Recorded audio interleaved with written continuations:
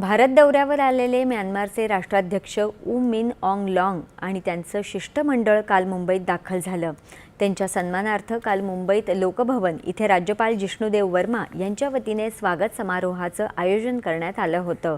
यावेळी आयोजित स्नेहभोजनाला राज्यपालांच्या पत्नी सुधादेव वर्मा, मुख्यमंत्री देवेंद्र फडणवीस, अमृता फडणवीस, उपमुख्यमंत्री सुनेत्रा पवार, विधान परिषदेचे सभापती राम शिंदे, कौशल्य विकास मंत्री मंगलप्रभात लोढा, राजशिष्टाचार मंत्री जयकुमार रावल तसंच शासनाचे वरिष्ठ अधिकारी उपस्थित होते। भारताशी असलेले आर्थिक आणि व्यापारी संबंध वृद्धिंगत करण्यासाठी आणि गुंतवणूक वाढीसाठी हा भारत दौरा महत्त्वाचा असल्याचं म्यानमारच्या अध्यक्षांनी यावेळी सांगितलं। भूकंप आणि कोविड महामारीच्या काळात भारतानं केलेल्या मदतीबद्दल त्यांनी कृतज्ञता व्यक्त केली।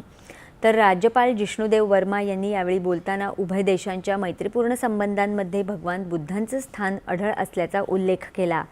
दरम्यान आज सकाळी म्यानमारच्या राष्ट्राध्यक्षांनी गेटवे ऑफ इंडिया या पर्यटन स्थळाला भेट दिली।